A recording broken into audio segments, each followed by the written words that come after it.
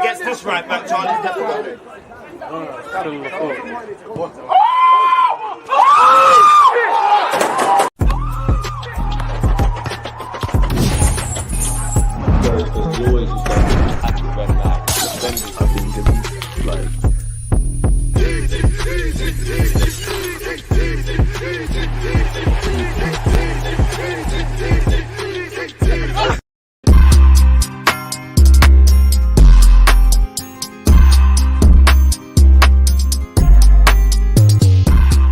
People deluded, I'm back again. Come on, Ian, man. Come on. As I always say, with an introduction like that, what more can I say? People deluded, I'm back again. If you're on YouTube, smash the like button. One love to you lot on Twitch. Make sure you're following with Amazon Prime, and one love to you lot on Twitter. Now, I can't guarantee the good times will always be here for Arsenal, but where the cup competitions are concerned, our young Highlanders and a rotated side took care of business against Bolton yesterday. Obviously, we all know the fallout with Manchester City and the nonsense and the talking. Rumours are saying Bernardo Silva, Akanji and Haaland see Arteta in their sleep. We dealt with Spurs, nothing to brag about, and we drew against Atalanta.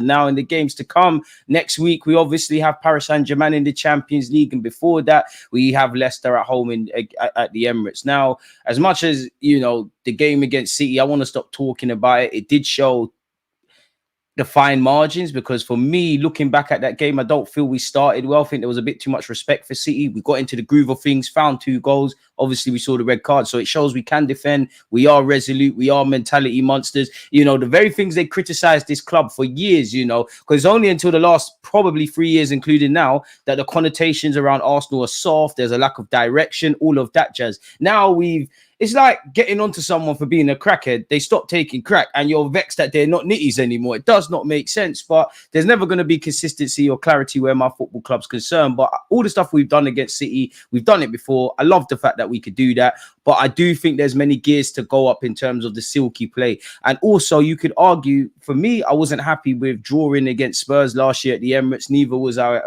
against Chelsea at Stamford Bridge. But the top 6 games, assuming it goes off of what last season was and what we've played to so far, in which has been 4 points from a potential 6. The top 6 games, quote unquote, are not an issue of ours. It's the smaller games. It's the games, quote unquote, you got to win. It's more 9 times out of 10. It's the game at the Emirates. And Leicester, again, Jamie Vardy. He might be getting on a bit, but you saw him outpace Gurley. You saw what he did to Spurs. He's probably one of the strikers that, you know, probably Haaland now. Salah's definitely there. Kane's probably there. Jogba was there. He's probably in that realm of people who like scoring against our football club. So there's zero complacency. The squad is being tested. Players of all ages are stepping up. Big up young Ethan. For me, Ethan, undoubtedly, I can't disagree if you believe he's the man of the match. I think he showed good movement for his first goal, good composure for his second, did well in the half spaces. For me, Lewis-Skelly would be my man of the match. I think he played with maturity. I think he really gets that inverted role. Love to see him, you know, giving his fellow youngsters instructions and his more seasoned pros. The only unfortunate thing where Lewis-Skelly's concerned is he picked up a little knock. Happy belated birthday to him in that regards.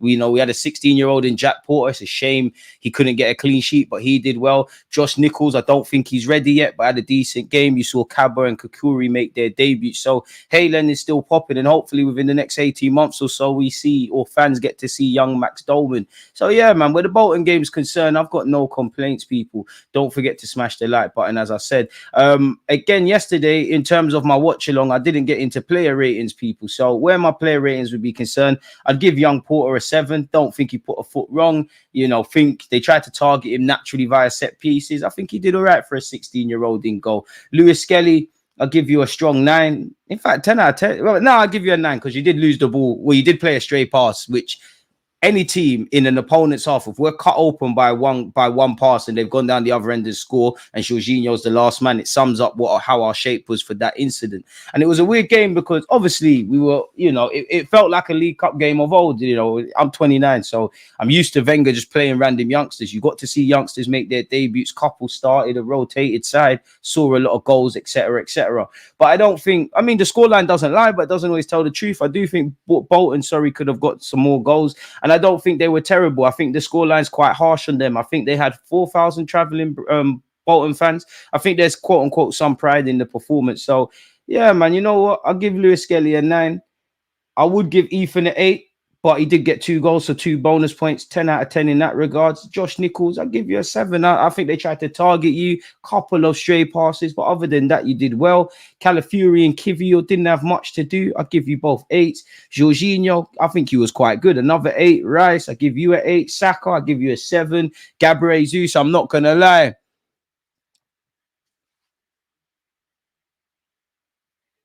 I think it's a 5. I would, you know what? Maybe I think it's a 4. I think it's a 4, Gabriel Jesus. I would say 5 when I remove my emotions, because I really wanted you to score. When we do see you in the final third in the attacking's box, you don't take your chances. When you're not really interested in getting on the end of things. We did see some skills in that, but it was dead. I think Sterling started off quite poorly, but at the end of the day, he got a goal and assist. He's doing his thing, man. So yeah, man, that would be my player ratings. Off the bench, realistically, Gabriel, give you a 7. Martinelli, I'll give you a 7. Didn't play too much minutes. Kai, 10 out of 10. You come off the bench and scored. By the time Cabra and Kukuri came on, there's nothing really of note to really scream, shout, and waffle about, if I'm brutally honest, man. Been telling you for time, Gabriel Jesus is finished. Listen, I'm with Gabriel Jesus until the end. He's definitely not finished. He's definitely got something to add to us. But I think the whole premise of us signing him was horrible, really. You know, it was we tried to make him a goal scorer. He's not that. I do think we've elevated beyond somewhat Zinchenko and Jesus in terms of being regulars, but I still think there's something Gabriel Jesus can give to the squad.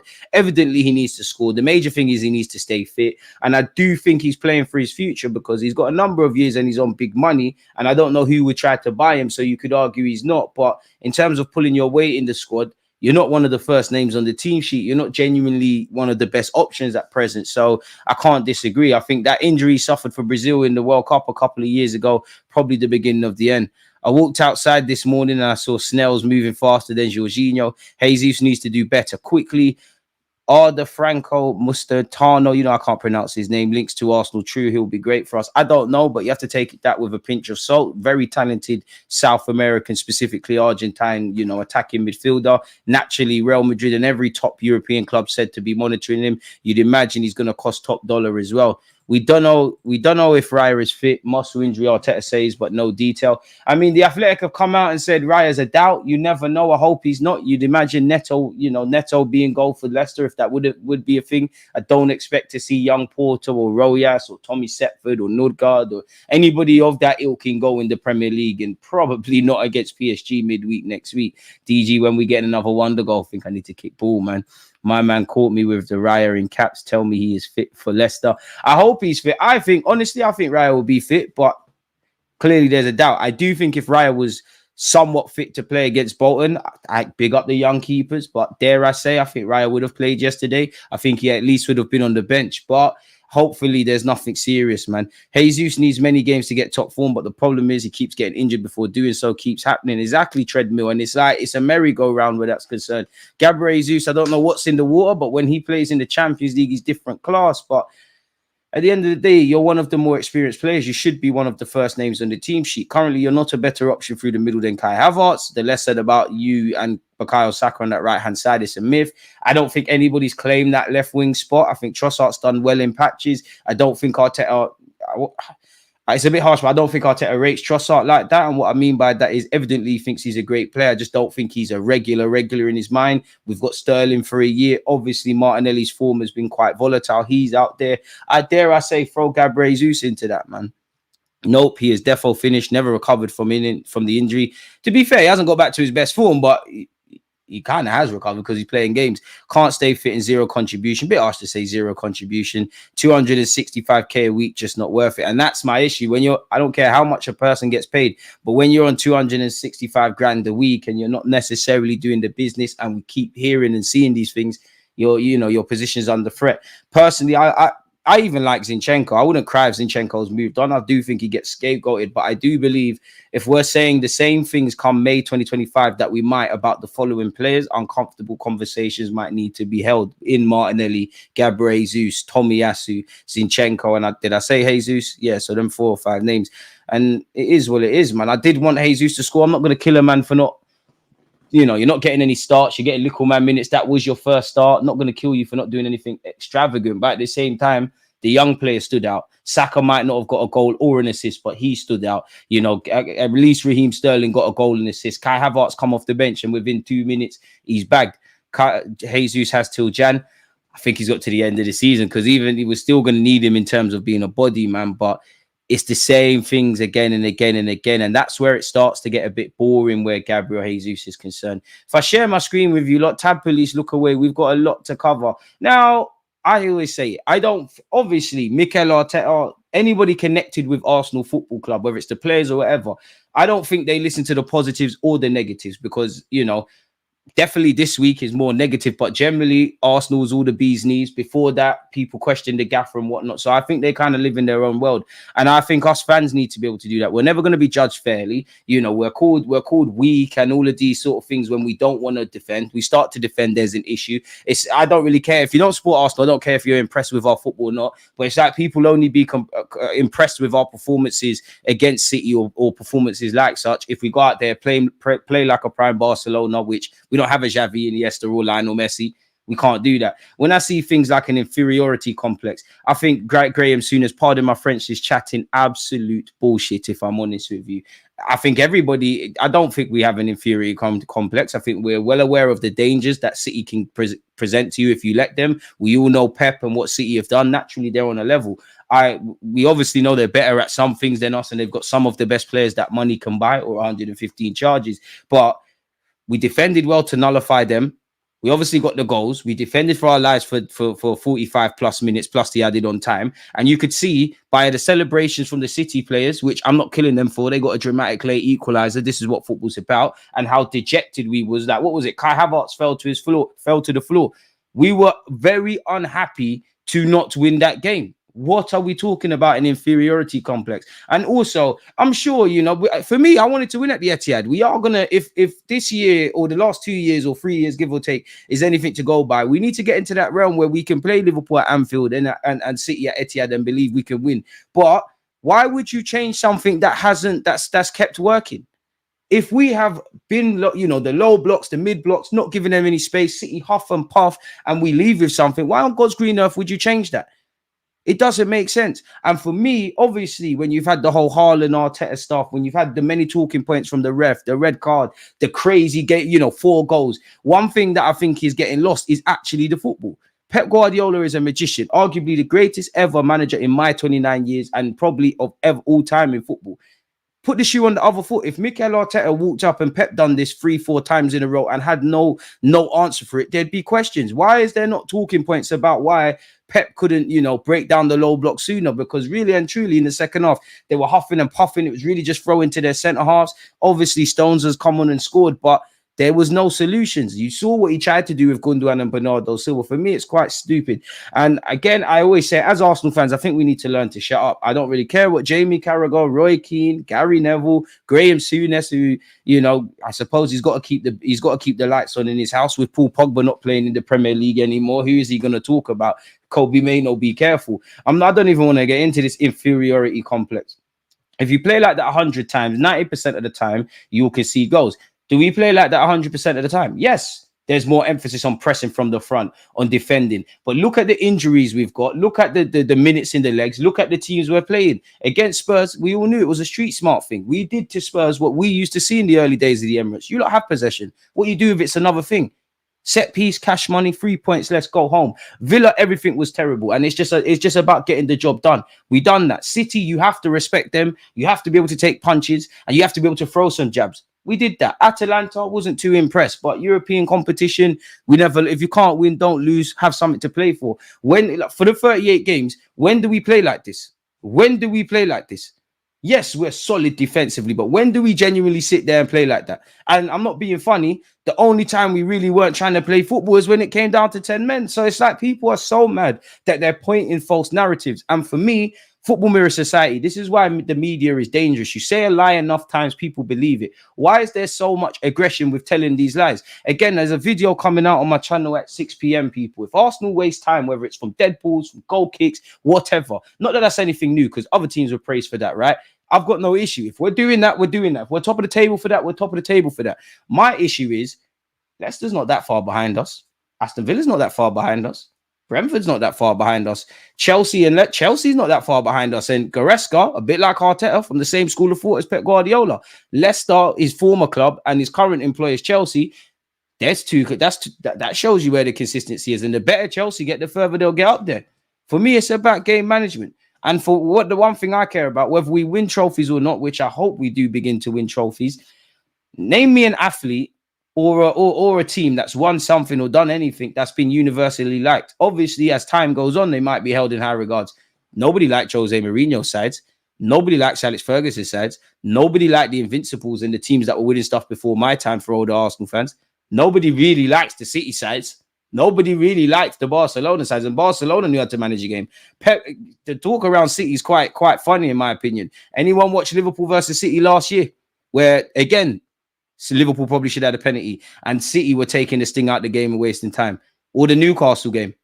Everybody's doing it. So people are just mad that Arsenal are doing it at this moment better than anyone else. And it's just people didn't expect to see this side from us.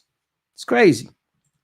It's absolutely crazy. We had 10 men. What do they want us to do? What do they want us to do? Do what Spurs did, a high line against Chelsea with 9 men. Where did that get you? Where does being brave without common sense get you in football, much less life? Where does it get you? Liverpool, big boy team, have beat City more times than I can count. They went down to 10 men. They tried to go toe-to-toe. What happened in that game? When Granit Xhaka a few years ago got sent off against City and we still tried to play the same way, what happened? So we're kind of killed if we play the same way. We're killed if we change. This is why, me personally, in the name of content, I'm happy to talk about it with you lot. I don't care. If Arsenal Football Club deaded tomorrow, these lot won't care. It's lazy journalism. And to be fair, us Arsenal fans, we need to take some responsibility, because I do think we have a victim mindset. I do think there's a lack of consistency and clarity in how we're portrayed to other clubs and how the media. We always do the whataboutery. We know there's a conspiracy with referees, but we need to do better at not reacting to these sort of things. It's just in general, social media, like rage bait, clickbait. These are the things that happen. Arsenal fans or Arsenal Football Club were the kings of social media. We know this. So until we learn to shut up about it, it's not going to change. And that comes down to human nature. Have you seen Locatelli's comments? I will get into them. I think I've got a tab about that. Again, keep smashing the like button, people. Moving on. I don't know if this guy knows what he's talking about or not, but keeping up the same theme, allegedly, Arsenal's officials are concerned that organised agenda from Northwest clubs, Manchester City, United and Liverpool, are trying to disturb Arsenal's impressive start to the season. Arsenal sources believe Jamie Carragher, Gary Neville and Roy Keane are also part of the conspiracy against Arsenal. 100%. You know what? Jamie Carragher, sometimes all you do is glaze Arsenal. Gary Neville's the son of Sir Alex Ferguson. You've never liked Arsenal. Roy Keane's just a grumpy cunt, if I'm honest. But big up to you, because Haaland's bad for this man to the right. He's not talking anything to you, Roy Keane, and you took out his daddy, innit? The media narrative for the fans is lazy. The journalism is the rhetoric around my club is horrible, innit? Because it is lazy journalism. But specifically to those that are in charge of what we do on a match day, if you're really taking this in, it's dead. Turn off the TV. And I do think they have, obviously, everybody's got biases, but there has to be a willingness to remain impartial, which Roy Keane, Gary Neville, Jamie Carragher failed to do such. You know, they're acting like it's a crime. And people forget, people are moving like, we went there, just defended, somehow we stumbled on 2 goals. We were leading at one point. And, you know, if it was 11 versus 11, we could have lost, we could have won, we could have drawn. But we was in the driving seat. And again, you've seen Mikel Arteta's comments. You've seen the players' comments. Why is everyone forgetting that these lot are disappointed that they didn't beat City? Because people are moving like our team is happy. No one from Arsenal's happy. I know football or rhetoric around football, it's either white or black. There's never in the middle. Why can't there be common sense to say that, given the context is down to 10 men against City sides who can score more goals than we can count across all phases of the pitch? Like the week before, did Ederson not set up Haaland? Why can't we be praised for not allowing them to score any more, obviously beyond the Stones goal, or being broken in the 90th minute? Because we all know what would have happened if City scored within the first 10 minutes of that second half. But also we're unhappy because we started the game poorly because we went to go behind very cheaply and we got ourselves back in it.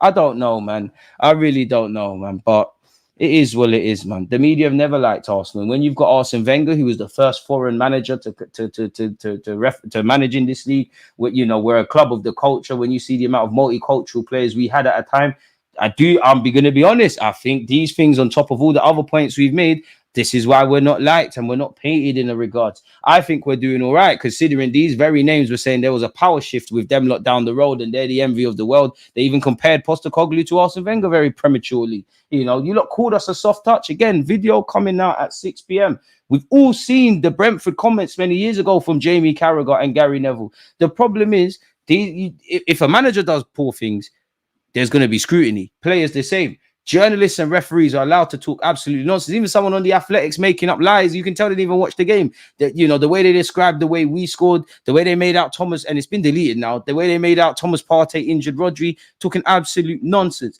The narrative from the media around Arsenal has dramatically changed in the Arteta era. They used to say we were soft and easy to get at. Now we have tightened up. They say it's boring and you can't win. Jamie Carragher, Gary Neville, and Roy Keane are older than me, so you can border into the George Graham time. A foundation that obviously Wenger did his thing, but the back five or back four, whatever, he inherited. 1-0 to the Arsenal, boring Arsenal, defense wins titles, all this rhetoric.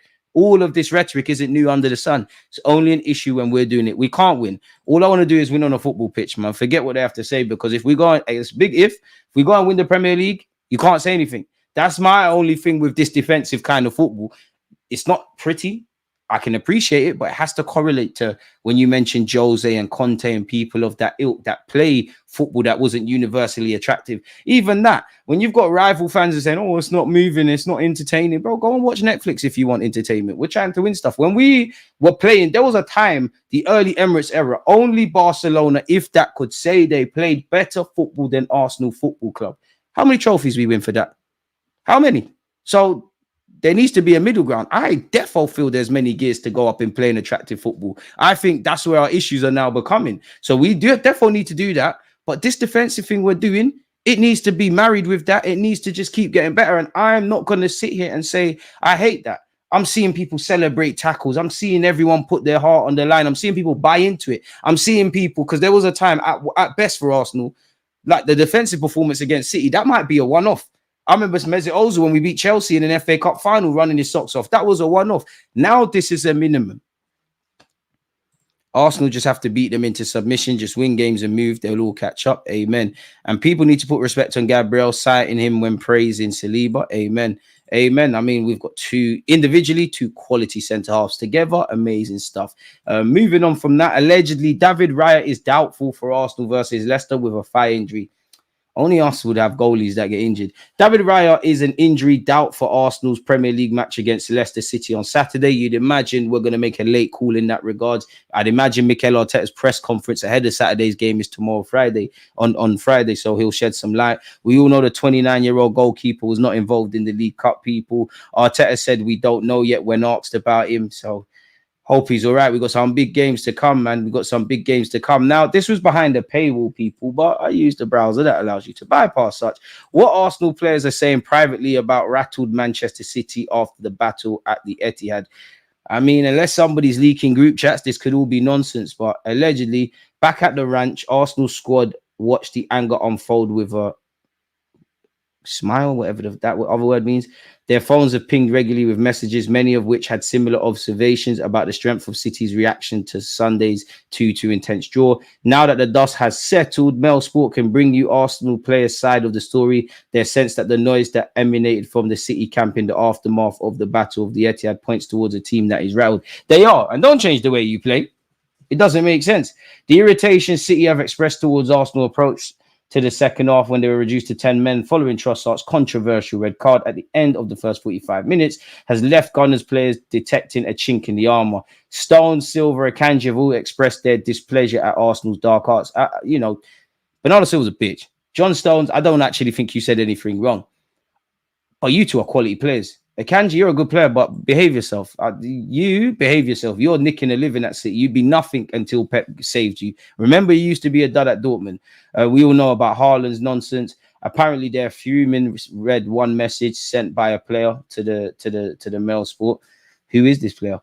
And obviously, it was even kicking off in the boardroom, people. Apparently, Tim Lewis refused to shake hands. We even see on a regular basis our coaching staff even catch stray. So yeah, it's lovely to see, man. I can't say this is a rivalry per se because we ain't won nothing. But yeah, just watch the show with Troops and Dan. Good to see you active. Appreciate that, Alan. Bless up. Hit the like button if you haven't, as Kay is saying there. So we just need to keep doing what we're doing. And we're still, and again, even with that, it's even more courageous where you look at the injury issues, which are indirectly our own fault because we haven't dealt with squad depth. But, you know, you've got Gabriel Martinelli getting cramped. You've got Timber getting cramped. You've got Calafiori getting cramped. Benjamin White is playing and he's clearly got a knock. And then you've got other players, people. So it is what it is. And now you've got David Raya. Lewis-Skelly obviously came off against Bolton, so you wonder what that's saying. So yeah, apparently the FA want Guardiola to become England manager. And with that, I'm defo with that if that's able to be done. I'm not going to read this, people, but Mikel Arteta, when asked about City talking nonsense, he said, "I have all the information, so believe." Sorry, he said, "No comment. I have been there before. I was there for 4 years.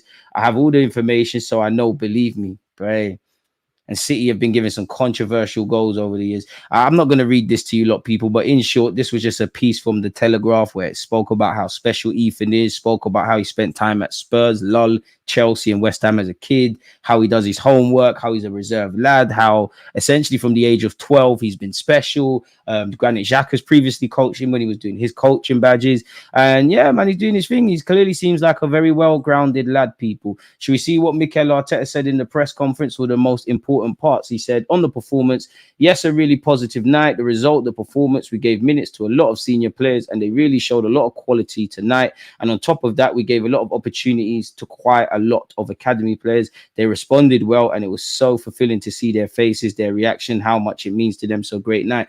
You know, people get on to Mikel Arteta. You've given minutes to Ethan and Lewis-Skelly in 2 big games against City and Spurs. Obviously, we've seen Ethan start and get some goals. We've seen Lewis-Skelly start, Josh Nichols, Kukuri, Cabia, young 16-year-old Jack Porter. They've all played. So a couple of them will make the grade. Not everyone's going to make it, but it's nice to see, really and truly.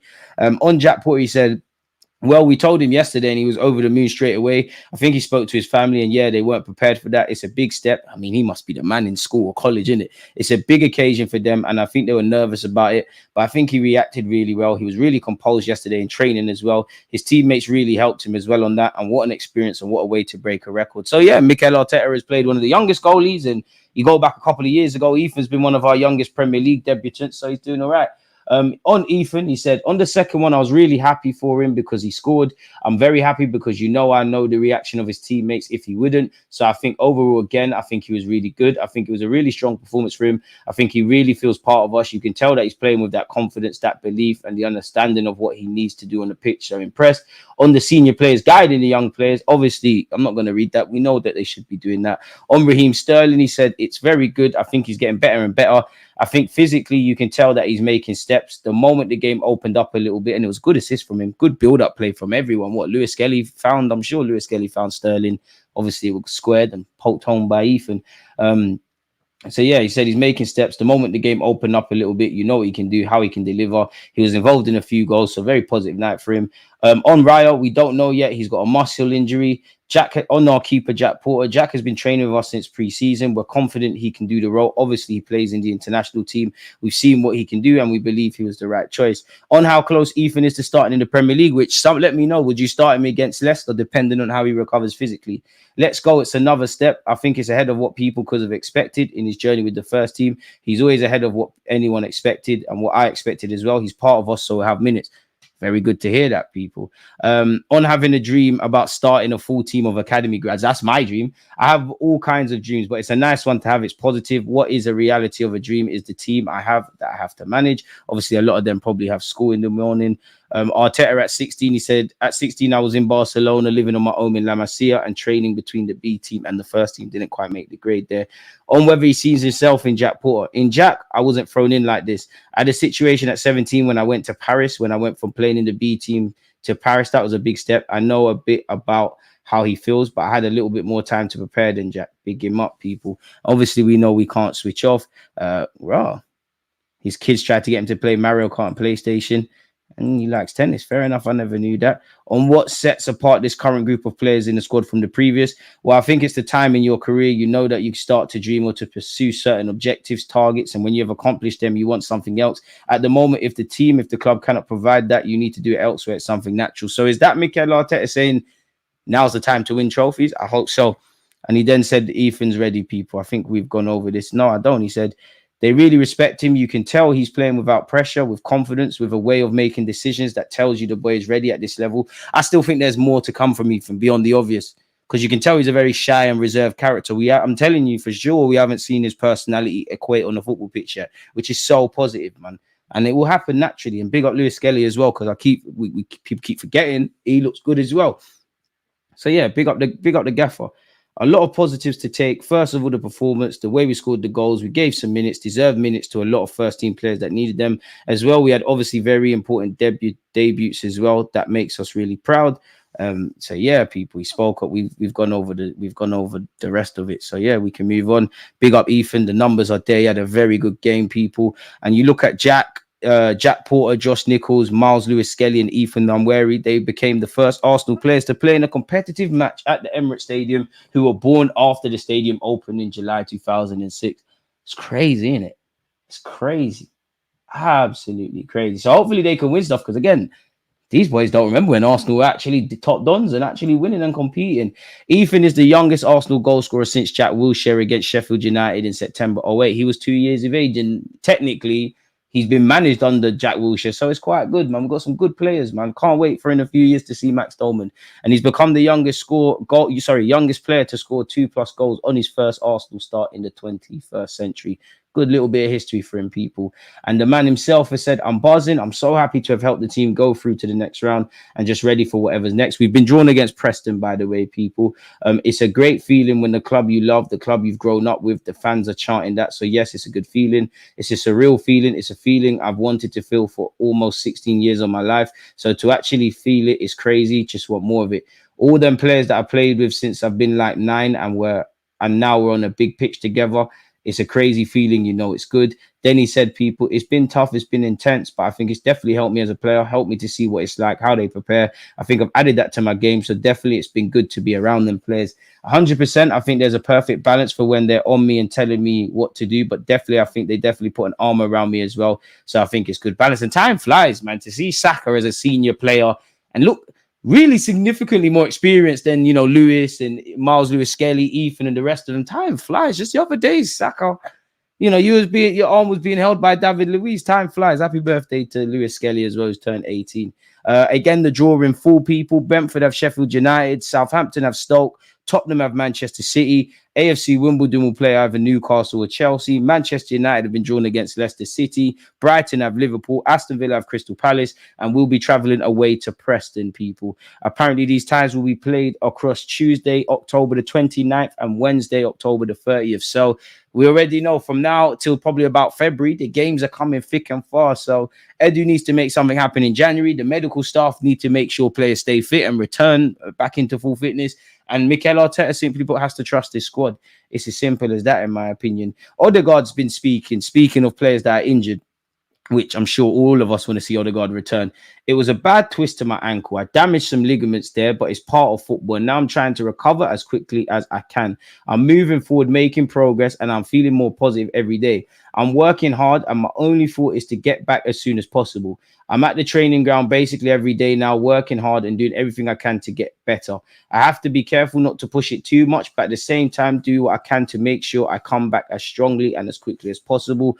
I'm trying to support the team in a different way now. If I can't be on the pitch, that's my situation, and I have to make the best of it. He then went on to say, people, it's something I'm not used to. I've been quite fortunate, if that's the word, or I've done well to avoid injuries in the past, but this is football and I have to get on with it. I think it was unfortunate to get the injury in the way that I did. So yeah, I mean, if you've been fortunate, now this is a new test for you. Injuries to footballers, I always say, it's like chefs cutting their fingers. It comes with the territory. But also it could have been worse. It was not a nice twist. When it appeared, I felt it could be serious. I've injured my ankle before and the pain felt a bit different this time. So it could be better, but again, it could be worse. That's what scared me. But from what happened, it could have been worse. So in that sense, I got away with it a bit. Like any player, the first thing I asked the medical team was how long I'd be out for, but it's a bit tricky to say at the moment. In the early stages, it's crucial to get a proper rest and to make sure everything heals well. After that, it's about getting stronger and building up again. And I think I speak for every Arsenal fan when we say, Martin Odegaard, Mikel Moreno, you two need to get fit sooner rather than later. Tommy Asu, I ain't seen you all season. Even you, Zinni, what are you playing at? Get back fit. We've already gone over that with Martin Odegaard. What's this? What have we got here? That's dark arts tactics from Mikel Arteta. We've gone over that. Allegedly, Arsenal are looking at Vlahovic, people. That's why the North Londoners have drawn up a short list of strikers, with team talk noting that Juventus's Vlahovic is a potential option given his contract situation. It's clearly not working from a footballing point of view with Thiago Motta. Arsenal need a striker His contract is running down. We've been linked with a forward. Is there any legitimacy in us? I'm sure he must feature on some sort of shortlist, but is this a bit of creative journalism? I'm not sure. Allegedly, according to Transfermarkt, the Serbs' deal with Juventus is due to finish in the summer of 2026, meaning next summer would be the Italian giant's best chance of receiving a decent fee for his services. He already has 2 goals in 5 appearances this season. He was hooked at half-time recently, and he'd still be only 25. Apparently, Gyökeres and Sesko, among other names, believed to be on the list, though if finances remain a factor, Vlahovic could be the man for Arteta, and he did try to sign him. This has said we've got a 6-man shortlist. Gyökeres and Vlahovic aren't the only strikers Arsenal are keeping tabs on, as we've previously reported. Lille's Jonathan David, Benjamin Sesko, and Inter Milan's Marcus Thuram are also targets. Tomiyasu is being linked with Juventus and Inter Milan. DG, we got Preston in the draw. Do you think we should use the same lineup as last night? It's very difficult because that's going to be essentially give or take. That's in a month's time. We don't know who's fit, who's not fit. We don't know the climate. It's a bit different away from home than at the Emirates, if I'm honest with you. But I'd definitely like to see Lewis-Skelly and Ethan start. That probably be slightly of a stronger side. But yeah, man, why not? Loving how the squad is evolving and the fight the young lads are showing. I hear that. You can see the vision of Arteta when it comes to attack, where and when he wants the ball to be played in when attacking. Ethan and Sterling will feature more promptly in the next few games. They're going to have to. I don't think Arteta and the team cares about these idiotic comments for Arsenal to go defensive in a game. It's just rattled opponents that can't stand Arsenal looking so strong defensively. There you have it, man.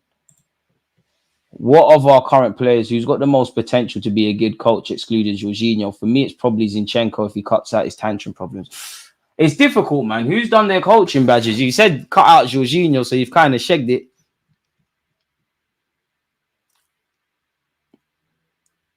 Off the top of my head,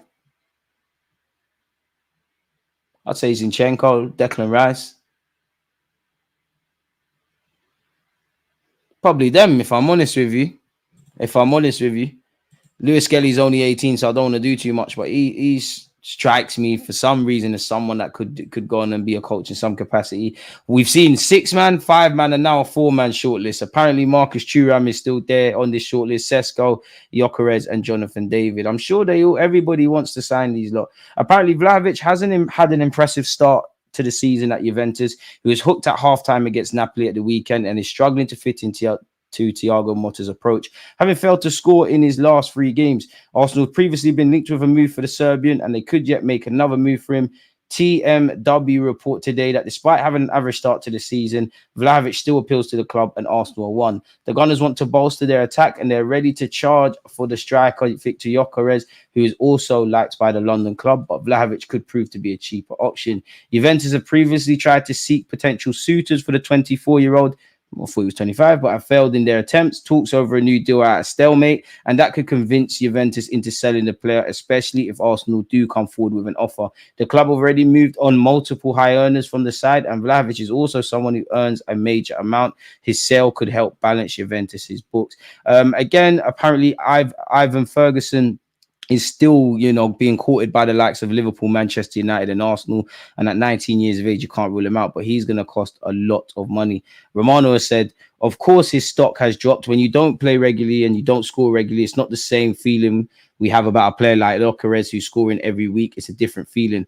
What I'm hearing in the industry is that he's still very much appreciated. He's still highly rated. They know how good his potential is. At Brighton, it is difficult because they have so many quality players. They love to rotate. It's a different concept. The player is still appreciated in the market, and I still think he's in the list of big clubs around Europe when it comes to a number 9. I can guarantee he's still on the list of several clubs for the next years.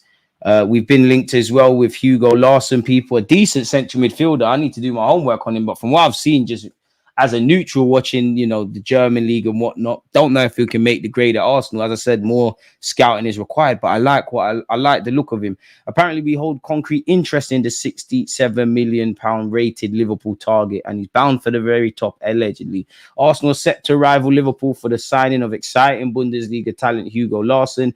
Larsson, 20 years of age, is a central midfielder who came through the Malmo Academy, very good academy in Sweden, and can either operate as a number 9 or an 8. He made 61 first-team appearances for Malmo before joining Eintracht Frankfurt for 7.5 million in July 2023. So they're going to make a lot of money. Yeah, man, Vlahovic has already burnt us many a times, a bit like, what's the lad, Locatelli. So I don't buy into it, but yeah, man. Apparently, he played 38 times for Frankfurt across all comps last season, and he's enjoyed a great start to the new campaign. Early Bundesliga goals against Hoffenheim and Gladbach, which have helped Frankfurt pick up 3 wins from 4 league games, saw Fabrizio Romano provide an update on his future recently. Romano stated that several clubs are monitoring his development, though Frankfurt are very happy with the player and consider him a key part of the team. Court Offside have now provided their take on the situation, claiming that Arsenal and Liverpool are 2 of the main clubs vying for Larsson's signature. Manchester City, Bayern Munich, Borussia Dortmund all like the Swede too, but at this stage, it is Arsenal and Liverpool who are the most likely to swoop for him. Edu and Mikel Arteta hold serious interest in taking Larsson to Arsenal, though they will face competition from Arne Slot's Liverpool. So yeah, naturally, you're going to hear scouts are going to be sent to watch them. Zubimendi's been linked with City, so that's City, United, Liverpool, Bayern Munich, Barcelona have all been linked with him, man. Zini DG, where is that guy? Get him out of my club already. We got Skelly. He's got another injury. Larsson is good. He would be great, but we need to stop the Vlahovic and Ferguson BS. I wouldn't be against Ferguson if I'm honest, but again, rough around several edges, bit young. And when you're seeing what Gyökeres is doing, I would love Isaac. The club tried to go for Sesko. How much did they rate Ferguson, really? Tired of Arsenal pursuing Vlahovic. It's like chasing a girl that doesn't like you, and now her boyfriend doesn't like her, and you're still chasing her. Crazy. True. Apparently, you know, where we've barged into the race for Florian Wirtz. I would love to sign Florian Wirtz. I will be the first one to hold my hands up and say I'm wrong. Do you really see us spending 150 million euros on him? Needed to get him before this emergence of form for him. And you'd imagine going into next summer, he's someone that could be on the move either to Bayern Munich or Real Madrid, people. I don't blame Arsenal for joining the race. Apparently City, Liverpool, as well as Real Madrid are there, but it's probably dream chasing. I hope to be wrong. Hope Mesut Ozil could do something for us, but that's probably a myth. Apparently, Arsenal have joined the race to sign Franco Mastantuniano. I can't say the River Plate youngster's name, but the 17-year-old is quite decent. Again, Real Madrid, Chelsea, who have more players than sent, Barcelona, City are all monitoring him. Apparently, he's going to cost 45 million. So do we see Arsenal spending that on a 17-year-old? I don't think so. Arsenal have absolutely no intention to negotiate the potential sale of William Saliba. Football Transfers understands.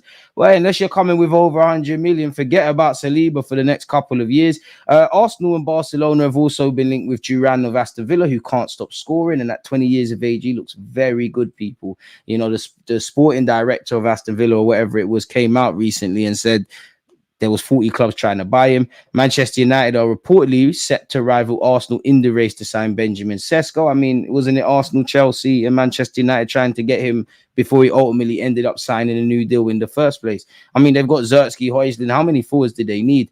How much do you lot want to bet we go for Mudryk? Because it seems like Enzo Maresca is giving up on him. Doesn't seem like there's any significant progress for Mudryk at Chelsea. We keep buying players from Chelsea. And I mean, when you look at what his manager said, it's quite crazy, people. He said it's important for him, but it's important for all of them. They train very good, but unfortunately, I can't give them a chance in the Premier League. Mudryk, Benoit, like all players who aren't getting many chances, tomorrow's a good chance to get some minutes. He said, when asked about confidence, I mean, this, if I was a manager, this is something, if I was a player and the manager said this, I'd be quite scared. I don't think it's a lack of confidence, he claimed when asked whether he can unlock Mudryk. Misha is Misha. You have to accept the way he is. Hopefully he can get minutes and do better. He's the way he is. Boy, it's crazy. It doesn't seem like he's trying to change him. One player I would love for you from Juventus, and he's doing quite well in the early part of this season, is the Turkish teenager Kenan Yildiz. Apparently, we had a bid rejected from Juventus for him over the summer, which I don't know if I buy. None of the British journalists said anything, but fair play if it did happen. Nico Williams bomb as superstar pledges career to Athletic Bilbao. What else is he going to say mid-season? But the man himself, who a lot of us Arsenal fans, myself included, wanted. It's been a very long, very hard summer, a summer of having to make decisions. After several months, for me, he has made the right decision, said Inaki, who also plays for them. Now we have a dream to fulfill like the whole team. There are few of us who have been lucky enough to play in European competition with Athletic. Now we're going to fulfill the dream of many. Seems like Inaki just wants you to stay over there, really and truly. what's been said here. Naki Williams said he wants to be a one club man. This ain't your brother though. No one don't care if it's you speaking. Gordon apparently could leave Newcastle, and apparently Arsenal have been keeping an eye on his situation. His contract is due to expire in 2026. He's also linked with Liverpool, and Liverpool made a bid across the summer. Speaking of recruitments, apparently Southampton's recruitment analyst Jonathan Kay is set to join Arsenal and work in the club's first team. He's been at Southampton since 2021, having been appointed by then director of football, now technical director of US Soccer, Matt Croker. Will leave the club with colleagues informed of his decision. His role consisted of conducting recruitment analysis and performance insights into prospective signings such as Lavia and Timo Livramento. I mean, how much are you going to praise Joe Shields for that, if I'm honest with you? Apparently, he joined Southampton from Cambridge United, people. So, yeah, man, nice to see. If he's the best for what we require, then that's that. This is behind some paywall, so what is that? And apparently, Locatelli has spoken about not playing for Arsenal, people. He has said... he said no when asked if he had regrets for signing. Apparently he said, but I love watching football and I like watching their games. I respect their coach, Mikel Arteta. Fair enough. Fair enough. You do your thing, Locatelli. I can't say we're missing you. Would have been a good option to have because we hardly have any midfielders available at present, but another one beats the dust. Mudryk for 15 million. That'd be great. I don't get the hype either. Saw Vlahovic playing against Ireland, and if not good enough for Juventus. I think there's a player in there. I just think, like someone said, you burnt us too many times. Forget that. Mudryk better not come near my club. Spurs player at best. I don't want any more damaged goods. And for me, with Mudryk, I don't think you believe in yourself. I look at Madueke. I think you've got twice the ability of Madueke, but Madueke believes in himself, understands the fight that you have to do at Chelsea and puffs out his chest. Mudryk, you ain't going to do that. And I'm tired of these kind of players at Arsenal. We already got some. We keep buying some. The only reasons I would take Mudryk is he might be available for an affordable fee. Mikel Arteta and Eddie, you did try and get him. Whether, our blushes have been spared is another thing. And, you might be able to get a tune out of him. But I would stay away from it, really and truly. I would. I don't see how... I mean, if he goes somewhere and he balls out, who knows? But in hindsight, for all the talk of Arsenal trying to get him, Chelsea trying to get him, the Shakhtar people sitting there and saying he's the Ukrainian Neymar. Obviously, I'm getting 2 and 2 and getting 5, but prior to Arsenal, Chelsea getting involved, respectfully to these clubs, he was linked with Brentford, West Ham, Lyon, Nice, these kind of clubs. Maybe he needed to go and do that kind of level first, get comfortable, and then you either go to Chelsea or Arsenal. I mean, he's laughing because at the end of the day, what is he? Not got a 7-8 year contract, bought for big money. He's not going anywhere anytime soon. I'm sure next January, will that be 2-3 years since he's been at Chelsea? And he probably stays because they need a body from now to the end of the season, but it's someone they're going to probably have to cut their losses on, really and truly. So it's an L in that regards for them, which, again, credit to Mudryk, because if we didn't, if you said yes to us, we wouldn't have got Trossard. I know he's got many more years on Trossard, but it's fair to say Trossard's been a better player. How many goals has Mudryk got in the Prem? Unfortunately, Arsenal, courtesy of David Raya and co, we got him one last year, but hardly pulled up any trees, people. So, yeah, I do like that Dial guy. There's a lad at Sporting I'm looking at, man. I like that Duranville guy at Dortmund. Who's the Sporting Lisbon one? He just got into the Portuguese team, man. I've seen a lot of him in the youth league. I keep thinking for the life of me, what's your name, man? Quenda, that's your name. This guy. Again, still monitoring, still scouting. But this 17-year-old has it to be very special. And he's someone that before your price goes up, I hope our scouts have ran a detailed watch about. We're also still getting linked with Yeremy Pino. And I must admit, I wouldn't be against bringing in Anthony Gordon to the club, if I'm brutally honest. I don't think that's the worst of shouts. I do like, on occasion, shopping in the Premier League. And if we can find players wherever, I don't care. But a part of me would like to see us, simply put, just poach. I know it's not as easy as this, but poach the best of the rest, if that makes sense. Like, if you grab, for argument's sake, it's not as easy as this, but Isaac and Gordon from Newcastle, you go over to West Ham, you might say, you know what, I'm having Bowen, I'm having Kudus, Pedro Neto signed for Chelsea, but if you're assuming he was at Wolves, you go and pick that on. Do you get where I'm going with it? I think that would be good for us, man. Pino's cooking this season. Deserves it, man. He had a big injury, just needs to stay fit, man. Yeremy Pino's a quality player. Quality player. Just for me, needs more goals and assists, better decision making. I don't know what his statistics are at present, but quality player, man. Quality player. But with that being said, on the topic of quality people, there's no need for me to bore you lot anymore. It's always a pleasure being here with you lot. Smash the like button and subscribe if you haven't. We've got 62.6k subs. We're moving closer to 70. Every like, every comment, every bit of engagement helps. And it's always a pleasure to be here with you lot, man. So if you haven't smashed the like button, please make sure you do. If you have, one love, big up to you lot on Twitch and on Twitter. And yeah, man, I'll see you lot when I see you lot. 6 p.m. my next video is coming out. So yeah, man, peace. Always is that active and defending.